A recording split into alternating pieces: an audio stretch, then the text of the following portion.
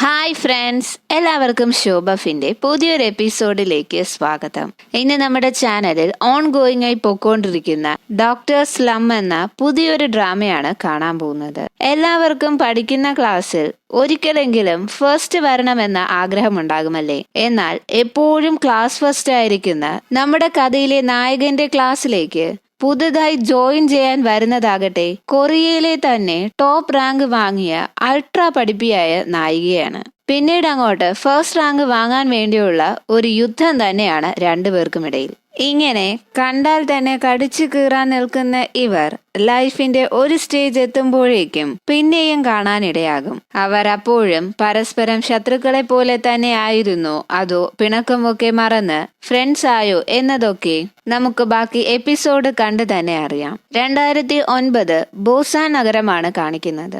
അവിടെ ഒരു ഹോട്ടലിലെ ലേഡി അവരുടെ മകൾക്ക് 11th സ്റ്റാൻഡേർഡിന് ഫസ്റ്റ് ക്ലാസ് മാർക്ക് ഉണ്ടെന്ന് പറഞ്ഞ് എല്ലാവർക്കും ട്രീറ്റ് നടത്തുന്നതായി കാണാം. അവിടെ വന്നിരിക്കുന്ന എല്ലാവരോടും എന്റെ മകളാണ് കൊറിയയിൽ തന്നെ ഫസ്റ്റ് റാങ്ക് വാങ്ങിയതെന്ന് വളരെ അഭിമാനത്തോടെ പറയും. അവരുടെ സഹോദരനും അവളെ പോലെ പഠിക്കുന്ന വേറെ ആരെയും കണ്ടിട്ടില്ല എന്നൊക്കെ വരുന്നവരോട് പറയും. ട്യൂഷന് പോകുന്നുണ്ടോ എന്ന് കൂട്ടത്തിൽ ഒരാൾ ചോദിക്കുന്നതും അവൾ ട്യൂഷനും കോച്ചിങ്ങിനും ഒന്നും പോയിട്ടില്ല, അവൾ ജനിച്ചപ്പോഴേ ജീനിയസ് ആണ്, അവളുടെ സാറ് പോലും അവളുടെ മാർക്ക് കണ്ട ശേഷം അവൾക്ക് ഉറപ്പായും മെഡിക്കൽ കോളേജിൽ തന്നെ അഡ്മിഷൻ കിട്ടുമെന്ന് പറഞ്ഞിട്ടുണ്ട്. അന്നേരം തൊട്ടടുത്തു കൂടി ഒരു പെൺകുട്ടി ഓടിപ്പോകുന്നതായി കാണിക്കുന്നുണ്ട്. അവളെ ചൂണ്ടിക്കാണിച്ച് ദാ പോകുന്നതാണ് എന്റെ മകൾ ഹാനിയോൾ. അവൾ ഒരിക്കലും നടന്നു പോകാറില്ല, എപ്പോഴും ഇങ്ങനെ ഓടിയാണ് പോകുന്നത്. ആ ടൈം കൂടി സേവ് ചെയ്താൽ അത്രയും കൂടെ അവൾക്ക് പഠിക്കാൻ പറ്റും. ആക്ച്വലി അവൾ ആ ഓടുന്നതിനിടയിലും പഠിക്കുന്നതായി നമുക്ക് കാണാം. ഇവളാണ് നമ്മുടെ കഥയിലെ ഹീറോയിനും. അങ്ങനെ അവരുടെ മകളെ കുറിച്ച് വാതോരാതെ എല്ലാവരോടും സംസാരിക്കുന്നുണ്ട്. എന്റെ മോൾ ഒരിക്കലും വയറ് നിറച്ച് ഫുഡ് കഴിക്കാറേയില്ല.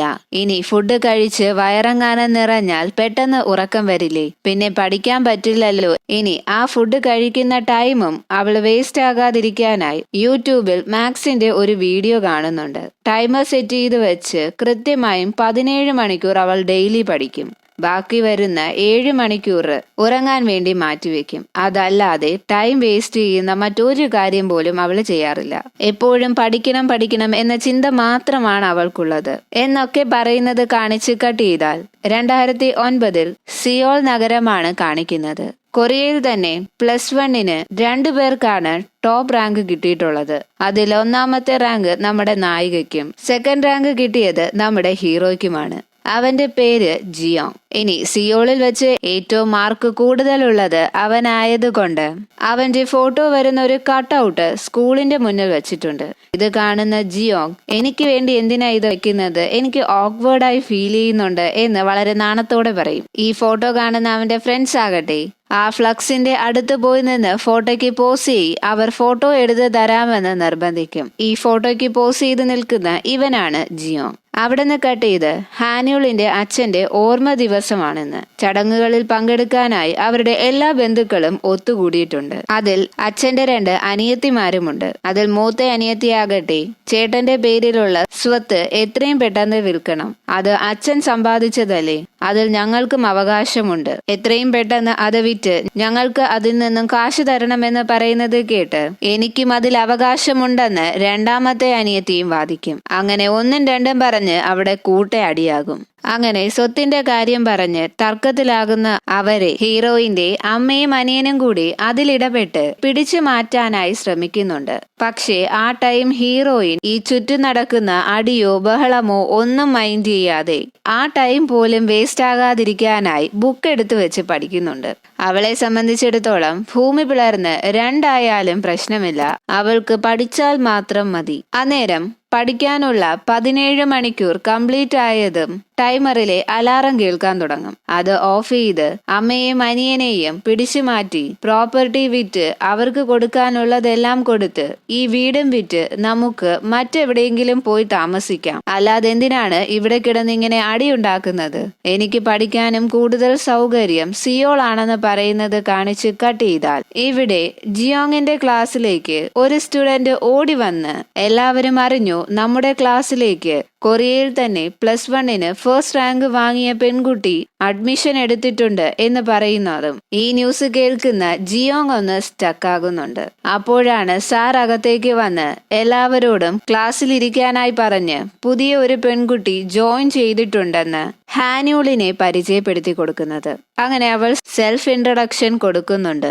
അവൾ ആ ക്ലാസ്സിലേക്ക് അഡ്മിഷൻ എടുക്കുന്നതിന് മുൻപേ തന്നെ ആ ക്ലാസ്സിലാണ് സിയോളിൽ ഫസ്റ്റ് റാങ്ക് വാങ്ങിയ പയ്യൻ പഠിക്കുന്നതെന്നുള്ള കാര്യം അവൾ അന്വേഷിച്ചറിഞ്ഞിട്ടുണ്ടായിരുന്നു. അതുകൊണ്ട് തന്നെ വന്ന നേരം മുതലേ അവനെ തന്നെ തുറച്ചു നോക്കും. ഈ ഭൂമിയിൽ ഒരു സൂര്യനും ഒരു ചന്ദ്രനും മതി, ഒരു ക്ലാസ്സിൽ ഒരു ഫസ്റ്റ് റാങ്കുകാരി മതി. ഈ വർഷം ഞാൻ തന്നെയായിരിക്കും ഫസ്റ്റ് വരുന്നതെന്ന് മനസ്സിലോർക്കുന്ന ഹീറോയിൻ എന്നെ തോൽപ്പിക്കാൻ പറ്റില്ലെന്ന് ചിന്തിച്ച് ഒരു ചിരി ചിരിക്കുന്നത് കാണിച്ച് കട്ട് ചെയ്താൽ അങ്ങനെ അവിടുന്ന് രണ്ടുപേർക്കുമിടയിൽ ഒരു വാർ സ്റ്റാർട്ടാകുന്നുണ്ട്.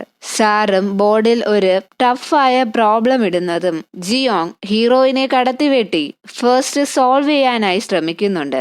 അങ്ങനെ പ്രോബ്ലം സോൾവ് ചെയ്ത് കൈ ഉയർത്തുന്ന ടൈം തൊട്ടടുത്തിരുന്ന ഹീറോയിൻ മനക്കണക്കിൽ തന്നെ ആൻസർ പറയുന്നത് കേട്ട് ഹീറോ ഒന്ന് സ്റ്റക്കാകും. ഇന്റർവെൽ ടൈം ആകുന്നതും കുറച്ച് ബോയ്സ് ഹീറോയിനോട് സംസാരിക്കാനായി വരുന്നുണ്ട്. ഹീറോയും അങ്ങോട്ടേക്ക് വരുന്നതും ആരും എന്നോട് മിണ്ടണ്ട, ഞാനിങ്ങനെ സംസാരിച്ച് ടൈം വേസ്റ്റ് ചെയ്യാൻ ആഗ്രഹിക്കുന്നില്ല, എനിക്ക് സംസാരിക്കാൻ താല്പര്യമില്ലെന്ന് ഒച്ചയിട്ട് പറയുന്നുണ്ട്. ഇവൾ എന്താണ് ഇത്രയും ഹാർഷായി സംസാരിക്കുന്നതെന്ന് ഹീറോയും കരുതും. ഒരു ദിവസം ലഞ്ച് ബ്രേക്ക് ടൈമിൽ ഹീറോ പുറത്തേക്ക് പോകാനായി ഇറങ്ങുന്നതും ഹീറോയിൻ ഒരു പാക്കറ്റ് പൊടിയെടുത്ത് വായിലിടുന്നത് കാണും.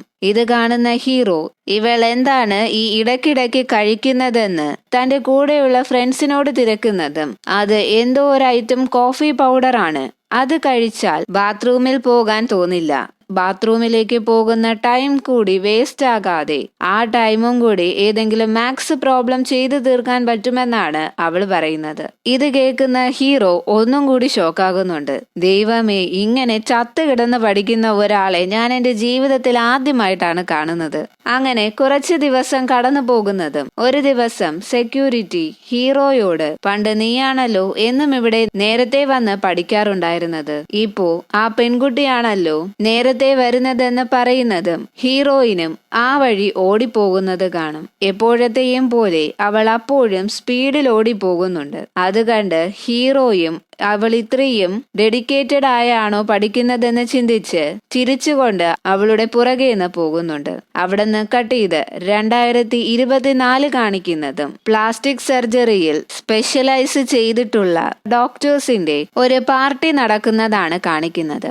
ഈ കാണിക്കുന്ന ഇയാളാണ് ഡയോൺ. അന്നേരം മറ്റൊരു ഡോക്ടർ എത്തി, ജിയോങ് ഇപ്പോ ഒരുപാട് ഫേമസ് ആയില്ലേ, എത്ര ഹോസ്പിറ്റലാണ് അവൻ കെട്ടിപ്പടുത്തത്, അവൻ എത്ര ഹോസ്പിറ്റലിൽ വർക്ക് ചെയ്തു, അവൻ ഹാൻഡിൽ ചെയ്യാത്ത കേസൊന്നുമില്ല, പേരിനെങ്കിലും നിന്റെ ഹോസ്പിറ്റലിൽ ഒരു പേഷ്യന്റ് വരുന്നത് കണ്ടാൽ മതി എന്ന് അയാളെ കളിയാക്കുന്നുണ്ട്. ജിയോങ്ങിനെ പോലെ എനിക്ക് ഷോ കാണിക്കേണ്ട കാര്യമില്ല, ഒരു പേഷ്യന്റ് വന്നാലും മതി, ഞങ്ങൾ പ്രോപ്പറായി കെയർ കൊടുത്ത് മാത്രമേ പറഞ്ഞയക്കൂ, അല്ലാതെ ഇങ്ങനത്തെ അഡ്ജസ്റ്റ്മെന്റ് ഒന്നും ചെയ്യാറില്ല എന്നൊക്കെ പറഞ്ഞ് അഡ്ജസ്റ്റ് ചെയ്യുന്നുണ്ട്. ആ ഫംഗ്ഷനിൽ വെച്ച് ഏറ്റവും നല്ല പ്ലാസ്റ്റിക് സർജനുള്ള അവാർഡ് ഹീറോയ്ക്കാണ് കിട്ടുന്നത്. ഇതിൽ നിന്ന് തന്നെ നമ്മുടെ ഹീറോ ഇപ്പോ സക്സസ്ഫുൾ ആയ ഒരു ഡോക്ടർ ആണെന്നുള്ള കാര്യം നമുക്ക് മനസ്സിലാക്കാം. ഫംഗ്ഷനൊക്കെ കഴിഞ്ഞ ശേഷം അവൻ അവന്റെ ഫ്രണ്ട്സിനെ പോയി മീറ്റ് ചെയ്യുന്നുണ്ട്. അവന്റെ സ്കൂൾ കാലഘട്ടം മുതലേ ഉള്ള ഫ്രണ്ട്സ് ആണ് ഇവരെല്ലാം. ഈ ആഴ്ച സ്കൂളിൽ അലുമിനി മീറ്റിംഗ് ഉണ്ട്, നീയും കൂടെ വരണം എന്ന് ഹീറോയോട് പറയുന്നതും ഒന്ന് ആലോചിച്ച ശേഷം വരാൻ ഇൻട്രസ്റ്റ് ഇല്ലെന്ന് പറഞ്ഞ് ഒഴിയും. എന്തേ, ഹാന്യൂളിനെ പേടിച്ചാണോ വരാത്തത്? ഇത് കേട്ട് ഹീറോയ്ക്ക് നല്ല ദേഷ്യം വരുന്നുണ്ട്. എന്തിനാടാ ചുമ്മാ നീ അതേപറ്റി പറയുന്നത്? അവളുടെ പഠിപ്പ് വെച്ച് അവളിപ്പോൾ ഏതെങ്കിലും ടോപ്പ് ഹോസ്പിറ്റലിലായിരിക്കും വർക്ക് ചെയ്യുന്നത്, അല്ലെങ്കിൽ പിന്നെ സ്വന്തമായ ഒരു ഹോസ്പിറ്റൽ കെട്ടിയിട്ടുണ്ടാകും. ഇന്നേരം ഹീറോയിന്റെ തലയിലൂടെ പേപ്പർ വന്ന് വീഴുന്നതായി കാണുന്നുണ്ട്. അവളുടെ സീനിയർ ഡോക്ടർ ദേഷ്യപ്പെട്ട്, ഇപ്പോ നീ കൊണ്ടുവന്ന ഇതെല്ലാം വെറും വേസ്റ്റ് ആണ്, ഇതിന് മുൻപത്തെ പേപ്പർ റിജക്ട് ചെയ്തത് ആരുടെ ഫോൾട്ടാണ്? നീ കാരണമാണ്. നീ അസിസ്റ്റന്റായി വന്നിട്ട് 3 വർഷമായില്ലേ, എന്നിട്ട് നീ എന്തെങ്കിലും ചെയ്തോ? നിനക്ക് ഞാൻ ഇനി കുറച്ച് സമയം കൂടി തരാം, എത്രയും പെട്ടെന്ന് ഇത് കംപ്ലീറ്റ് ആക്കാൻ നോക്കണം എന്ന് ദേഷ്യപ്പെട്ട് പറഞ്ഞയക്കും. ഹീറോയിൻ ഒന്നും മിണ്ടാതെ സങ്കടത്തോടെ പുറത്തു വരുന്നതും അവിടെ നിൽക്കുന്ന കൊടുക്കുന്ന നേഴ്സാകട്ടെ, വരൂ മാഡം, സർജറിക്ക് പേഷ്യന്റ് റെഡിയായിട്ടുണ്ട് എന്ന് അവളെ കൂട്ടിക്കൊണ്ടു പോകും. ഹീറോയിൻ ആ ഹോസ്പിറ്റലിലെ അനസ്തേഷ്യ ഡോക്ടറാണ്. സർജറി തുടങ്ങുന്നതിന് മുൻപേ തന്നെ പേഷ്യന്റിന്റെ സിറ്റുവേഷൻ മനസ്സിലാക്കി കൃത്യമായ അളവിൽ അനസ്തേഷ്യ കൊടുക്കുക. സർജറി കഴിഞ്ഞ് പേഷ്യന്റിന് ബോധം വരുന്നത് വരെ കൂടെ നിൽക്കുകയും വേണം. അങ്ങനെ സർജറിയുടെ തുടക്കം മുതൽ ഒടുക്കം വരെ ഹീറോയിന് അവിടെ നിൽക്കേണ്ട ആവശ്യമുണ്ട്. സർജറി കഴിഞ്ഞ് വീട്ടിലെത്തി ഒന്ന് ഫുഡ് കഴിക്കാൻ തുടങ്ങുന്ന ടൈം തന്നെ പിന്നെയും സീനിയർ ഡോക്ടർ വിളിച്ച് ദേഷ്യപ്പെടുന്നതും പെട്ടെന്ന് അവൾ അവിടെ നിന്ന് തിരിച്ച് ഹോസ്പിറ്റലിലേക്ക് ചെല്ലും. ഇവിടെ ഇതേ സമയം ഹീറോയുടെ ലൈഫ് വളരെ പീസ്ഫുൾ ആയി പോയിക്കൊണ്ടിരിക്കുകയാണ്. അത്യാവശ്യം പോപ്പുലർ ആയതുകൊണ്ട് തന്നെ അവന് യൂട്യൂബിലും ഫാൻ ഫോളോവേഴ്സ് ഉണ്ട്. കൂടാതെ ലോൺ എടുത്ത് കുറച്ച് ഹോസ്പിറ്റലും കെട്ടിപ്പടുത്തിട്ടുണ്ട്. ആ ടൈമാണ് മക്കായിൽ നിന്നും ഫേമസ് ആയ ഒരു ലേഡി അവിടെ പ്ലാസ്റ്റിക് സർജറി ചെയ്യാനായി വരുന്നത്. അവൾക്ക് അടുത്ത ആഴ്ച ചെയ്യാനായി ഒരു ഡേറ്റും ഫിക്സ് ചെയ്തു കൊടുക്കും. ഇതേ സമയം ഹീറോയിന് സീനിയർ ഡോക്ടർ എക്സ്ട്രാ ഡ്യൂട്ടി കൊടുത്ത് കഷ്ടപ്പെടുത്തുന്നത് കാണാം. ആ ദിവസം ഡ്യൂട്ടി കഴിഞ്ഞ് പുറത്തിറങ്ങുന്ന ടൈം അവൾക്ക് നന്നായി വയറ് വേദനിക്കുന്നുണ്ട്. പക്ഷേ അതൊന്നും കാര്യമാക്കാതെ അവളുടെ ഫ്രണ്ടായ റാനിനോടൊപ്പം ഫുഡ് കഴിക്കാനായി ചെല്ലുന്നതും പാതി വഴി എത്തുന്ന അവൾക്ക് നന്നായി വയറ് വേദനിക്കാൻ തുടങ്ങും. അങ്ങനെ തീരെ വയ്യാതെ റോഡിൽ കുഴഞ്ഞു വീഴും. കറക്റ്റായി ആ ടൈം ഒരു ലോറി ഇടിക്കാനായി വരുന്നുണ്ടെങ്കിലും കൃത്യസമയത്ത് ബ്രേക്ക് പിടിക്കുന്നത് കാരണം ഒരു ആക്സിഡന്റ് ഒഴിവാകും. അന്നേരമാണ് ഹീറോയിന്റെ ഫ്രണ്ട് അങ്ങോട്ടേക്ക് വരുന്നത്. ഇവളാണ് ഹീറോയിന്റെ ഫ്രണ്ടായ റാൻ. അവളും ഒരു ഡോക്ടറാണ്. ഇത് കാണുന്ന അവൾ ഓടിച്ചെന്ന് ഹീറോയിന് ഫസ്റ്റ് എയ്ഡ് കൊടുക്കും. ഇതേ ടൈം ഹീറോ ആ പെണ്ണിന് സർജറി ചെയ്യുന്നതും ആദ്യമൊക്കെ സർജറി കോംപ്ലിക്കേഷൻ ഒന്നും ഇല്ലാതെയാണ് പൊക്കോണ്ടിരിക്കുന്നത്. എന്നാൽ ഒരു ടൈം എത്തുന്നതും പെട്ടെന്ന് ഹാർട്ട് ബീറ്റ് താഴാൻ തുടങ്ങും. ഹെവി ബ്ലഡ് ലോസ് ഉണ്ടാകുകയും പേഷ്യന്റിന്റെ കണ്ടീഷൻ ബാഡ് ആകാനും തുടങ്ങും. ബ്ലഡ് ലോസ് എത്ര ശ്രമിച്ചിട്ടും ഹീറോയെ കൊണ്ട് കൺട്രോൾ ചെയ്യാനേ പറ്റില്ല. ഹീറോയും CPR ഒക്കെ കൊടുത്തു നോക്കുന്നുണ്ടെങ്കിലും ആ പേഷ്യന്റ് ഉടനടി ഡെത്താകും. അതുമായി ബന്ധപ്പെട്ട് പോലീസ് കേസ് അന്വേഷിക്കാനായി വരുന്നതും ഞാൻ എല്ലാം കറക്റ്റായാണ് ചെയ്തത്, പിന്നെ എന്താണ് സംഭവിച്ചതെന്നറിയില്ല എന്ന് അവരോട് പറയുന്നുണ്ട്. പിന്നെ എങ്ങനെയാണ് അതേ ദിവസം നിങ്ങളുടെ CCTV മാൽ ഫങ്ഷൻ ആയതെന്ന് ചോദിക്കുന്നതും അവൻ അവിടെ നിന്ന് നേരെ CCTV റൂമിലേക്ക് പോകും. ആ സർജറിയുടെ തൊട്ടു മുന്നേ വരെയുള്ള എല്ലാ വിഷ്വൽസും റെക്കോർഡഡ് ആണ്. എന്നാൽ ആ സർജറിയുടെ ഫോട്ടേജ് മാത്രം ഡിലീറ്റ് ചെയ്തിട്ടുണ്ട്. ഇത് കണ്ട് അവനും ഒന്നും മനസ്സിലാകില്ല. അങ്ങനെ ആ കേസ് കോർട്ട് വരെ എത്തുന്നുണ്ട്. ഈ മരിച്ച പെൺകുട്ടി മക്കായിലെ തന്നെ വലിയൊരു കോടീശ്വരന്റെ മകളാണ്. അവരുടെ വക്കീലാകട്ടെ ബ്ലഡ് റിസൾട്ട് കാണിച്ച് അതിൽ ആന്റി കൊയാഗുലേഷൻ എന്ന മെഡിസിന്റെ അംശം ബോഡിയിൽ കണ്ടെത്തിയിട്ടുണ്ടെന്നും അതുകൊണ്ടാണ് ബ്ലഡ് ഫ്ലോ നിർത്താൻ പറ്റാത്തത്, അങ്ങനെയാണ് ആ കുട്ടി മരിച്ചതെന്നും ഇത് ചെയ്ത ഡോക്ടറിന് കടുത്ത ശിക്ഷ തന്നെ കൊടുക്കണമെന്നും വാദിക്കും. ഹീറോയുടെ വക്കീലും എഴുന്നേറ്റ് നിന്ന് ഹീറോ ആന്റി കൊയാഗുലേഷൻ ഉപയോഗിച്ചിട്ടില്ല, ഇങ്ങനെ ഫേക്ക് ആയ ഡോക്യുമെന്റ്സ് കോർട്ടിന് മുന്നിൽ പ്രൊഡ്യൂസ് ചെയ്യരുത്. അന്നേരം അവരുടെ വക്കീലാകട്ടെ ഇതാണ് അവിടെ ഉപയോഗിച്ചതെന്ന് പറഞ്ഞ് ആന്റി കൊയാഗുലന്റ് ബോട്ടിലും കൊടുക്കും. ഇതിൽ ഹീറോയുടെ ഫിംഗർ പ്രിന്റ് പതിഞ്ഞിട്ടുണ്ട്. വേണമെങ്കിൽ അത് പരിശോധിക്കാനായി ലാബിലേക്ക് അയക്കാം. അവിടത്തെ തന്നെ ഡസ്റ്റ് ബിന്നിൽ നിന്നും കളക്ട് ചെയ്തതാണെന്നും ഈ പ്രതിക്ക് കടുത്ത ശിക്ഷ കൊടുക്കണമെന്നൊക്കെ പറഞ്ഞ് എല്ലാ തെളിവുകളും കോടതിയുടെ മുന്നിൽ ഹാജരാക്കും. ഇത് കേട്ട് ഹീറോയും ഒന്ന് ഷോക്കാകുന്നുണ്ട്. ഇല്ല, എന്റെ ഫിംഗർ പ്രിന്റ് എങ്ങനെ വരാനാണിതിൽ, ഞാനിത് ഉപയോഗിച്ചിട്ടില്ല എന്ന് പറയും. ഇതിന്റെ സത്യാവസ്ഥ അറിയാനും കൂടുതൽ തെളിവുകൾ ശേഖരിക്കാനുമായി ആ കേസ് അടുത്ത സിറ്റിംഗിലേക്ക് നീട്ടിവെക്കുന്നുണ്ട്. ഹീറോ അങ്ങനെ മനസ്സ് തകർന്ന് നിൽക്കുന്ന ടൈമാണ് കൂടെ വർക്ക് ചെയ്യുന്ന മറ്റൊരു ഡോക്ടർ എത്തി ആ മരിച്ച പെൺകുട്ടിയുടെ ഫാമിലി കോമ്പൻസേഷൻ ചോദിച്ചാൽ അത് നമുക്ക് കൊടുക്കണം. കൂട്ടത്തിൽ കേസ് വാദിക്കാനായി നല്ലൊരു ലോയറിനെ വെക്കണം. അടച്ചു തീർക്കാനുള്ള ലോണും ബാക്കിയാണ്. എംപ്ലോയീസിന് അവരുടെ സാലറിയും കൊടുക്കണം. ഇതിനൊക്കെ വേണ്ടിയുള്ള കാശ് കണ്ടെത്താനായി നിന്റെ വീടും ഉപയോഗിക്കുന്ന കാറും ഒക്കെ വിൽക്കാതെ മറ്റ് യാതൊരു വഴിയുമില്ല. അവിടെ നിന്ന് കട്ട് ചെയ്ത് ഹീറോയിനെ കാണിച്ചാൽ അവൾ ഒരു സൈക്കാട്രിസ്റ്റിനെ കാണാനായി ഹോസ്പിറ്റലിന്റെ മുന്നിൽ വന്ന് നിൽപ്പുണ്ട്. അകത്തേക്ക് കയറണോ വേണ്ടയോ എന്ന് ചിന്തിച്ചു നിന്ന ശേഷം അവസാനം അവൾ അകത്തേക്ക് കയറി ഡോക്ടറിനെ കാണുന്നുണ്ട്. എനിക്ക് ഗാൽ ബ്ലാഡറിൽ ചെറിയ ഒരു വീക്കമുണ്ട്, അതേ തുടർന്ന് എനിക്ക് എപ്പോഴും വയറുവേദനയും ഉണ്ടാകാറുണ്ട്. ഇന്നലെ വയ്യാണ്ട് കുഴഞ്ഞു വീണട്ടായും ലോറി ഇടിക്കാനായി വന്നു. എന്റെ ഉള്ളിലും അതിന്റെ മുന്നിൽ വീണ് അങ്ങ് ചത്തു കളഞ്ഞാലോ എല്ലാം ഒറ്റയടിക്ക് തീരും, അല്ലാതെ അവിടുന്ന് രക്ഷപ്പെടണം എന്ന് എനിക്ക് തോന്നിയില്ല. അത് എന്തുകൊണ്ടായിരിക്കും എന്ന് ഡോക്ടറിനോട് ചോദിക്കുന്നതും ഉടനെ ഡോക്ടർ സെൽഫ് ഇവാലുവേഷൻ ഫോം എടുത്ത് കയ്യിൽ കൊടുക്കുന്നുണ്ട്. അതിൽ അടയാളപ്പെടുത്തിയ എല്ലാ ആൻസേഴ്സും വായിച്ചു നോക്കിയ ശേഷം ഡോക്ടറും ഹീറോയിനോട്, നിങ്ങളിപ്പോൾ ഡിപ്രഷൻ സ്റ്റേജിലാണുള്ളത്. എനിക്കോ ഡിപ്രഷനോ?